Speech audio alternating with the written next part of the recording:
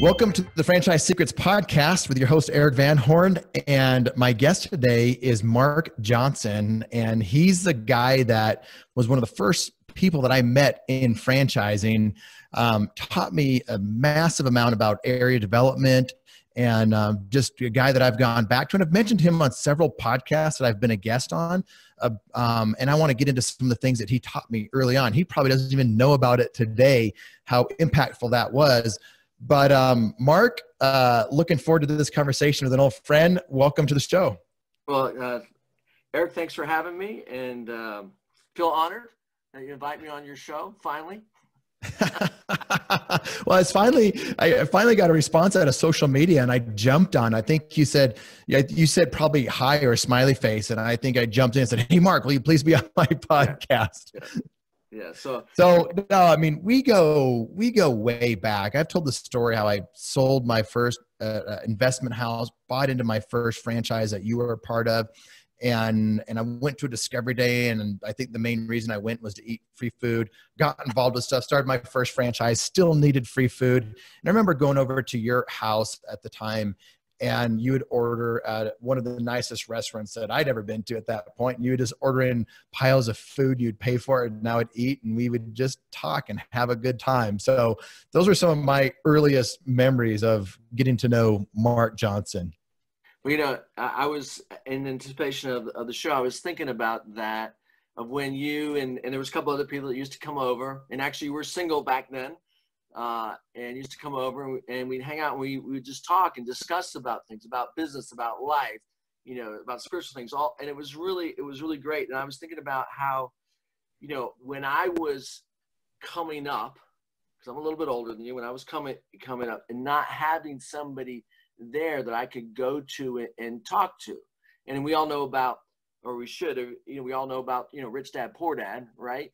And so it was like my dad was who was a military officer, war hero. I mean, he's a hero of mine, but he was my poor dad, even though my grandfather was an Uber entrepreneur, which I didn't have the influence of him because we moved every 4 years all around the world.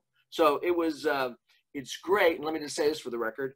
It's great to see what's happened to you over the last 20 years, Eric. And it's, you know, I'm proud of you.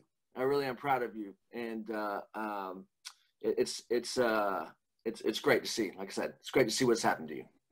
Thanks, Mark. I mean, one of the, you probably don't remember that you told me this, but one of the early things, I mean, people ask me for advice that I received way back when. You know, I remember coming into more money than I've ever made before, which still wasn't a lot because I wasn't making a lot, but it was, you know, it was a significant increase year over year. Remember probably eating food at the brick house with you. You said something like, you know, when you come into a new level of income, don't spend money like you've been living at that level. Wait a year and get comfortable with that. Like, save it, don't do anything, and remain consistent. And that's something that's always stuck with me. Do you remember saying that? Is that something like you tell to everybody? I do. Well, the people that will listen, everybody will listen. Do they execute? Right. And I've always said that and the reason being is that, I mean, our economy is driven on consumption, right? We're hyper consuming, and there's so many things, toys out there that we want to get. And I showed you some of mine earlier, literally. Yeah, you had some cool stuff. We did a virtual tour around your home office with, it just gets cooler and cooler every time I see it. Yeah. So, and so part of it is the reason why you want to wait is because you have that initial thing you want to go out there. But if you wait and let that feeling you want to buy, well, it will eventually pass, right? And then you can go and be more realistic and more purposeful in things that you want to buy or invest in. But now I'm a big believer that when anybody has a hit, they should reward themselves, but to a certain degree, not go crazy, not move up, you know, like here's your income and you go up there, you move it up here. Cause most people go like this when they move it up there, they move it up here and they get into a deficit. Yeah. They make a 6-figure jump in income and they're spending more than that because for whatever reason. Well, keeping up with the Joneses or whatever it is. And it's like, You know, one thing that I've tried to do is we have very little debt and just get into a place. And now look, when I remember struggling and not having, and I don't know if you probably didn't, because I think you were gone, but I used to, in my office, I used to keep a photo of a bus stop, because there was one time in my life I had to take the bus.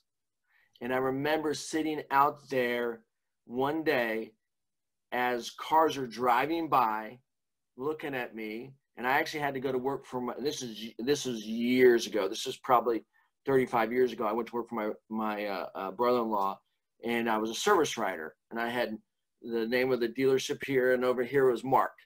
And I remember sitting there, and I'm thinking, and one morning I stood up as I was waiting for the bus, and I said, look at everybody that comes by. And, you know, whether they come by and say, look at that dude, loser, whatever, you know, because I'm never coming back here. I'm going to learn and find out and improve and grow. I'm never getting back in this mistake. And fortunately, I've gone by that bus stop. I've actually stopped and looked at it, but I don't have to take the bus anymore. I love it. I mean, you really are one of the, you know, as I look at people that I know that live well below their means, you are one of those. And if people were just to see you in your life, they probably wouldn't recognize that. You know, they wouldn't see what I see from the outside, because you enjoy life. Life's not too bad, is it? No, it's great. It's absolutely great. I'm blessed. I'm going to turn that TV off in the back. Sorry. I don't know why it came back on. Anyway, just watching the stock market. Well, I was watching TV. So this is one of the podcasts where I get to watch TV. Mark thinks I'm looking at him, but I'm actually watching like Star Wars. I'll turn it back on. Mark, when we first met, you know, it's because I was looking at buying the franchise of Liberty Tax at the time. And you were, you put together the area development or master franchise or regional development. It's called all kinds of different things. And I know there's super technical terms for those that want to, you know, tell me I'm completely wrong for calling something an area development, but that's what it was for us. And you basically, if I remember correctly, I mean, you created that program, implemented it and oversaw it, and you sold me. And I'm glad you did, because it was my first big exit in franchising. So can you give us some, you know, the backstory on area development? Sure. So that was I started doing research on it about 99, 2000, probably about 2000. And strangely enough, there was very little information. Right. And for the listeners, let's just say, so yeah, they're all called ARs now, right? Area reps, area representative. But the reason why I call them area developer, because I know that goes along the term with, hey, if somebody has, 10 Taco Bells, he's an area developer, right? The reason why I liked area developer, because we were going to charge a lot of money for our area developments, and it was much easier to get a check for, $250,000 or 500 and call the guy an area developer as opposed to a rep. So that was my thinking about it. And I actually had a debate one time at one of the IFA shows with somebody why it should be called area developer. But anyway, now it's years later, and I don't really care what they call it. But so anyway, have the prices gone down since then? Maybe I should use it as a negotiating tactic. I'm a rep. I'm not paying that much money. Exactly. Yeah, forget it. I'm not going to pay that much money to be a rep. So you were masterful at like increasing the prices. And have you heard the term FOMO? It's a marketing term that's used out there in the internet marketing world and other places. Do you know what FOMO means? FOMO, no. FOMO. Fear of missing out. So so you were doing that before that was like super popular probably, but you created value out of thin air. But there's reason for it, and it was a mutual value for the franchisor and for me as the area developer. Like in your mind, like why did you create that?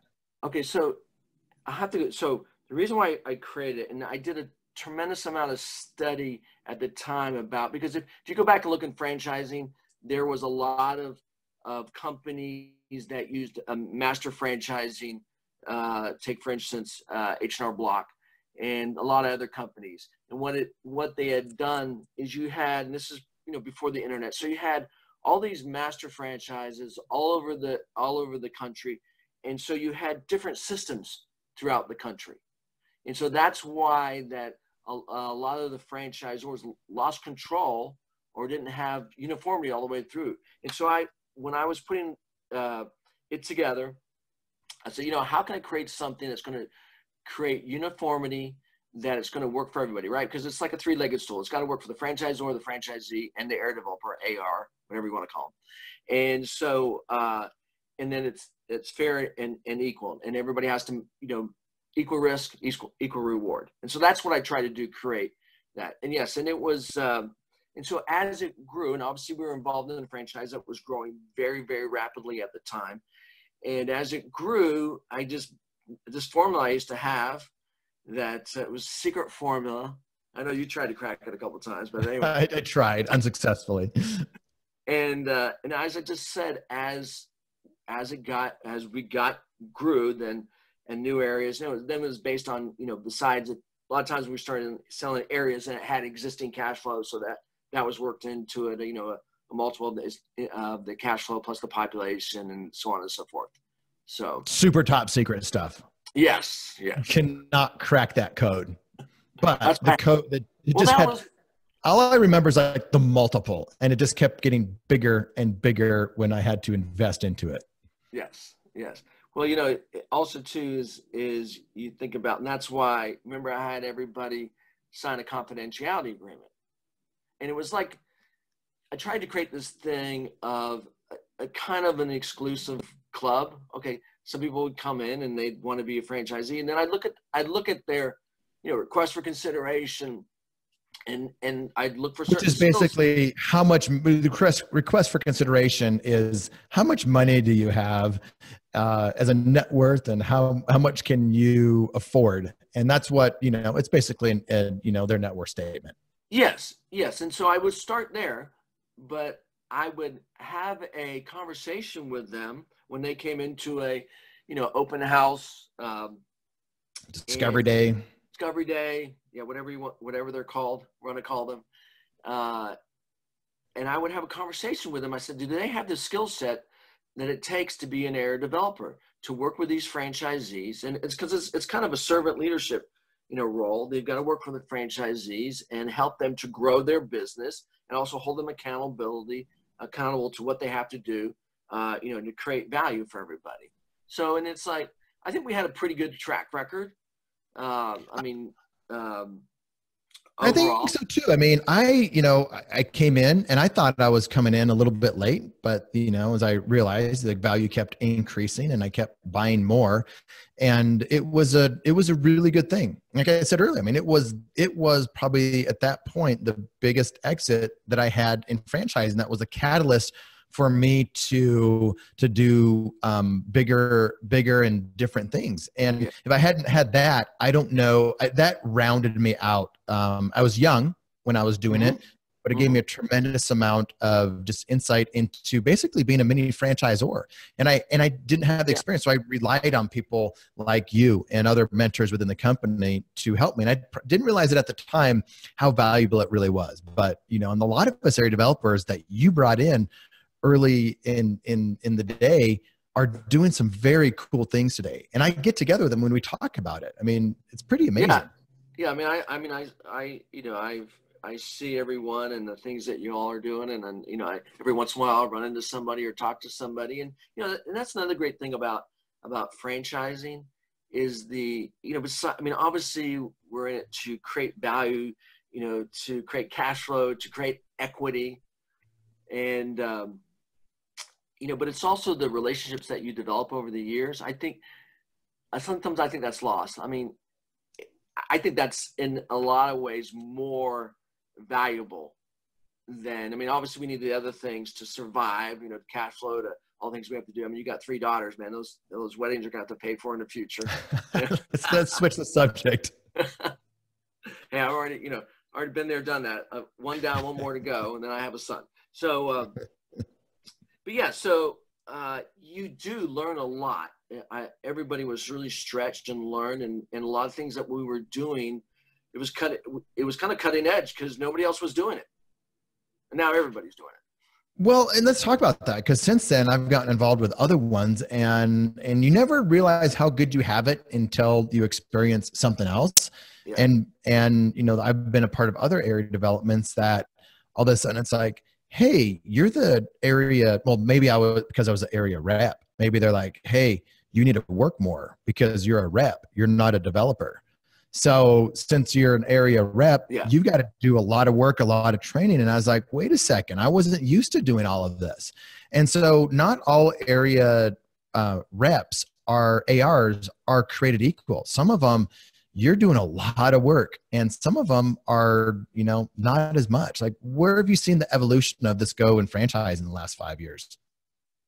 Yeah, I would say that a lot more responsibility have been put on the reps, uh, and you know, it depends. It also depends on what the split is, right? How much are they getting of that royalty? Because you know, the franchise fee portion is just getting somebody in, right, getting them Yep. started, and then you know, it's the big thing is the royalties on there and what is. And so yeah, I think it's involved over the years where they put more and more responsibilities on the area reps to do more and more things, you know. And I don't, is it right or wrong? I don't know. There's a balance. It can be too much, or it cannot be enough, you know. And was it at that situation? And the other thing, I think that we had a real sense of team and a real sense of purpose, and we drove that thing. We were the tip of the spear, and we drove that thing. So I would say that a lot of times when you get into other situations like that, it's almost like a job, if you will, and there's no really passion or purpose or driving it. It's, you do this. If you don't do this, we're taking it away, you know. And so there's I think there's has to be a little bit of give and take on that. Now I was Some of the listening original, to, go ahead. what's that? I was going to say, I was listening to one of your podcasts the other day, and you were talking about how you went in there, the one that you went in there and talked to the franchise, and you wanted to say either, I'm trying to get A, B, or C done. Remember that? Mm-hmm. All right. So now I have a comment about that. Now, if I was the franchisor and Eric Van Horn came to me with his track record, I would say, absolutely. But if Bob Smith has never been a franchisor before, came in and said, you know, I want A, B, or C. I said, well, Bob, you haven't proven yourself yet. So maybe we'll give you a year or two, and then we'll revisit that. But anyway, that was. No, that's so true. And it was that. I mean, and that's the power of relationship too. I mean, you know, we all get, like, now we have relationship, we have connections, and people that know me, even just from my track record, even if I haven't been in the system, they know my track record, and they're willing to do things that they wouldn't have done for me without that track record. And you made a comment earlier just about the relationships.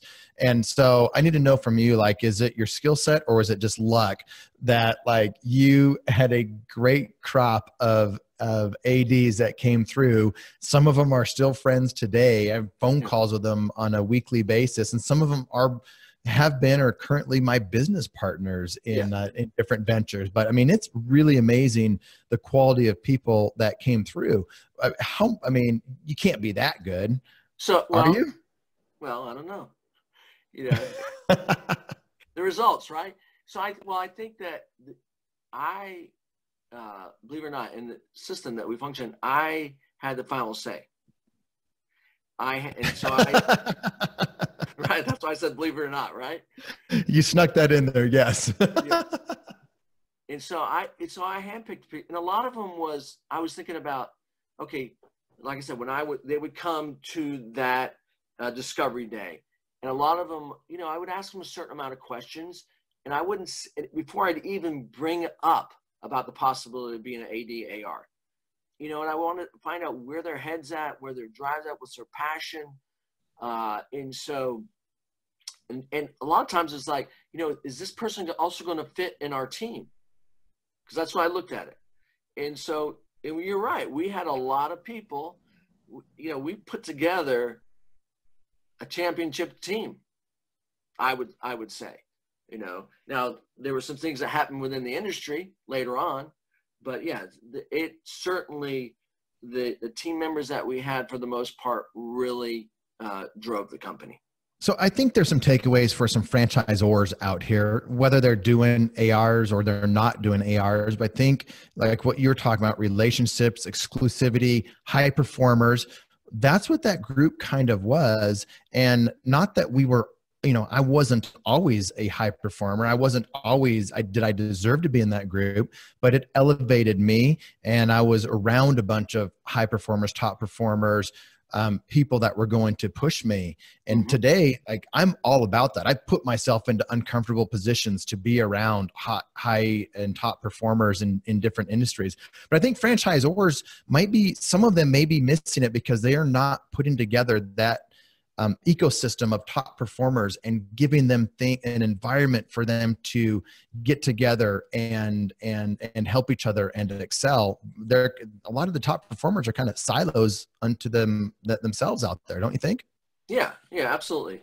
What would you do if you're going into an organization like that, a franchisor, and you recognize that there's a bunch of top performers, but there's nothing there for them? Well, I mean, I'm working with one right now, and and this is somebody that's got a really great business. I love the business they're in, and talk about, hey, we got to get everybody together. We're looking at now scheduling the first convention, and then also, I don't know if you remember that I was a big believer in recognition, and Yep. So we gave a lot of different awards for a lot of different things, and so people will fight for that. I want to be I want to go up and on stage and be recognized for what I had done, whether it was in the development end or the sales number, whatever it was, or if they sat there and didn't get anything. I know I would ask people afterwards, how did that make you feel? You missed it by, and I used to have the numbers off the top of it, you missed it by X amount. If you worked a little harder, I said, you should make a goal to be up there next year, because nobody wants to sit there and not get and not get an award. So especially when you're giving awards out for everything. Yes. No, nobody got a participation award. No, for sure. What advice would you have for someone that's like, they're thinking, I don't even want to be a franchisee anywhere. I just want to be an area rep somewhere because I've heard that's the coolest thing to be a part of. What would you say to that person? Well, I would ask them what their skill set is. I mean, obviously, let's say they have the money, right? They have the money. So we'll set that aside right now. And what is their skill set? How are they with people, right? Because this is a people business. You can't be an effective AD, AR and not be a people person, right? It's just not about collecting revenue. It's about being a servant leader, going out there and being concerned about that franchisee to help them to improve in their business. And sometimes it's recommending a book to them. It's all kinds of things and getting to know them. So yeah, it's a thankless job. I remember being out there and helping and pouring a bunch of my time and everything that I could. And, any failure or lack of success was completely my fault. Any success was completely because of their doing. And it wasn't until I was gone and a year or two later, I'd get these messages like, wow, Eric, didn't appreciate you very much until you were gone. Right. They didn't know what they had, right? Yeah. And me going into other, doing it again, I knew I was going to experience the same thing. And it was always true. And so it's very much like, it's being a mini franchisor. That's how franchisors feel all the time, I would imagine. Yeah. Now, do you remember the thing that I taught was about, because I remember an AR developer calling me one time and just being frustrated. And they say, I've been working with this person and they won't listen to what I say. Or I said, well, why are you wasting your time with that person? So you look at the top performers, they're going to develop a relationship with them, visit them, take it out to dinner, right? they're encourage them. They're gonna, you can send them anywhere, right? And then the other end of the spectrum is the persons that will suck the life out of you, and that's what they want to do. And eventually you have to identify if they do make it through the system and they end up in your AR or AD, whatever. You have to evaluate that, and if they're not going to turn around, then you move them out. You don't waste your time with them and your resources with them. You really work with that middle group, and you identify. I used to say that identify that middle group, and then you can even break that middle group into 3 sections. The ones that can, because I used to say that middle group, that bottom section is got a decision to make. Are they going up, or are they going down to that bottom section? And those people in the bottom want to drag them down and pull them down. So those are the ones you work with. Those are the ones you're going to get your biggest. There's not as many area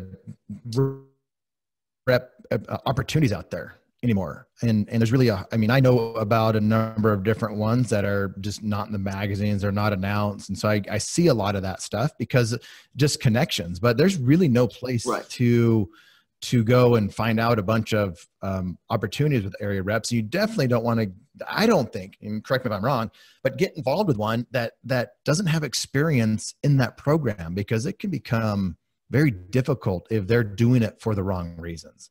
Right. Yes. If you're with a franchisor and they roll out a area rep program and you have to, me personally, I would want to know what experience the person that's going to head up that program has and how they deal with things. And if they have not had any experience, and I'm not talking about, and maybe if they've not had an experience in an AR program, I want to know, give me your experience, your business experience.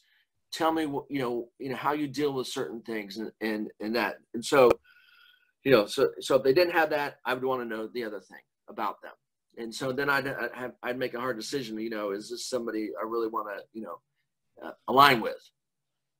Because exactly. Because there's a lot, we could go on and on. There's definitely that risk reward, because you get in with the right one, it's an annuity can be amazing, and you get in the wrong one and it's a time suck and it's frustrating and it can really go nowhere fast. Any other thoughts or comments before we wrap things up? I'll add to that, because when I've in my other company, Franchisor, I take on very few clients.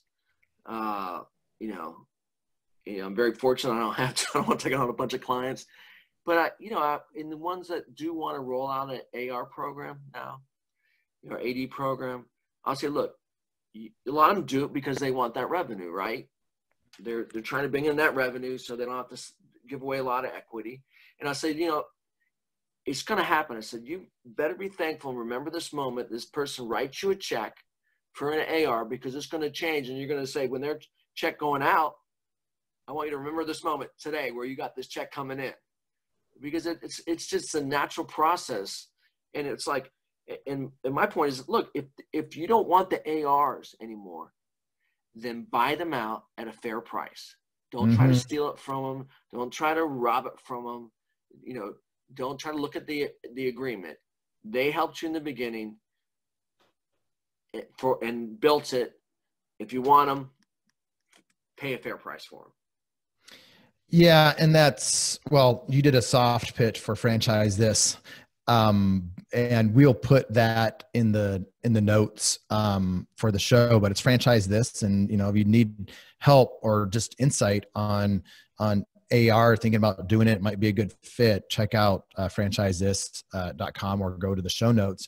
But no, Mark, you're my go-to guy on area rep stuff. When I look back, I didn't get as much money as I wanted to for mine. You're like, hey, it's worth this much. And I'm like, gosh, it should be worth more. As I look back even further with more experience, I'm like, wow, that was a fair price that I got. What year did you sell? It was 10 plus years ago. So 2009? Yeah. No. Was it 2009, 2008? 8, 9. I sold in two different years. Well, you probably got out at the right time. I did. I had this knack for getting out of things at the right time. People at that point were like, "What are you doing? Why are you getting out so early?" And I'm like, you know what? I was, at that time, like you said, you were putting things in place of like, if you wanted a evaluation of your territory, we'll give you a free valuation, and I'm like, this is going to be my baseline. I need to see how the needle's moving. And so I started to do that years earlier so I could see it. And I saw that there were things that might be changing that might affect the valuation and how it was done. And I did not want those things to possibly impact the sales price. And so that's when I pulled the trigger like I did. And looking back, it was a really smart move. It could have been a really dumb move, if things hadn't gone that direction. But the point of it is, if buying it back at a fair price and then not holding on to things too long. You can't. Yep. You got to know when to hold them and when to fold them. Exactly. Hey, that would probably make a good song, by the way. That would. Hey, I would say yes. I would say, Eric, looking back, you certainly got in and out of the right things, and I think sometimes it's like, when's the best time to sell something when somebody else wants it, you don't really want to sell it, right? Yep. And that can go for a lot of things. That can go for stocks. That can go for collectibles, and it's like some people get in things and think it's going to go to the moon. Well, no, there's ebbs and flows and everything. And I'll say, I'll have to, my oldest daughter has that same knack, and I'm very proud of what she's accomplished. I'm just going to give a shout out to my daughter Whitney, and she is a millionaire now from very hard work, and made it a lot younger than I did. And so, but she's always had a knack also of getting in and getting out of the right things on there. So, and she's wasn't not afraid of hard work and getting in there and doing that. And, and once you have the money, you're able to do things differently. But if you don't have the money and you're in the middle of it, you got to hustle. You got to get in there and learn. Yeah. Well, I think also, yes. And I think also what drove her is that she didn't want to work with me anymore. Well, I can see that. I didn't want to say it, but that probably was part of the reason I was exiting when I did. Yes. So that's quite all right. That's quite all right. No, well, it was like, no, I would say to her, I said, Whitney, okay, because there's things, to think about, I look back of things that I had done and that were, and I've always had this entrepreneur spirit.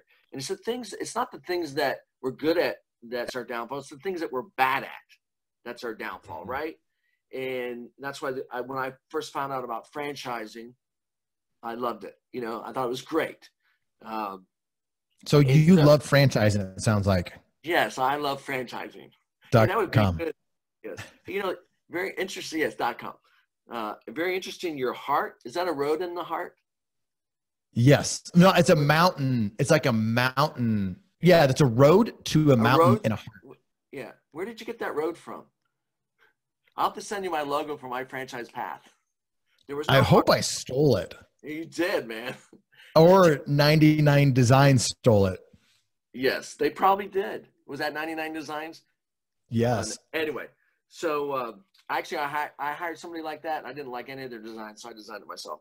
But no, I was going to, my point was is that, so I said to my daughter, look, these are the things, I know that I drill on these things about you, but these are the things, I'm not worried about this with you, because you're golden in one of those things, but these are the things that are going to be your downfall. And if I drive you crazy, well, then get to this point. You can buy me out. I love it. Yeah. So, but she's so she's, sold out, and she's got another business. Now, this one funny story. I remember when I did my first deal with her, she called me up. She says, Dad, I've been watching Shark Tank, and I want to come over and renegotiate your deal. I said, well, knock yourself out, but just consider I'm Mr. Wonderful. What, because of like possible resemblance, or why? No, we have a great relationship. She's I think there was times she was definitely angry at me, but anyway, she's actually, which she created her own concept that we're developing right now. And I think that probably another, she's got the one store, and she's going to open which is profitable already, which is that great. legal to say? Well, no, it's not a franchise. It's not a franchise. Yeah. I'm not trying to sell anybody. Okay. So I said, well, going from 1 to 2 stores is your biggest thing. So we'll see about that. But anyway, something I might help her with on it. But well, it sounds like that might be a conversation that we need to have the two of you on as a guest at some point to talk about that process, because that would be cool to see. Yeah, it would be. It would be. So anyway. Well, you and I need to catch up for sushi one of the times when we happen to be in the same city at the same time. But Mark, it was fun catching up, reminiscing, and going to my go-to man for area rep, area developer, master franchise, regional developer, etc. So thanks for taking the time. Oh man, it's my pleasure. Anytime.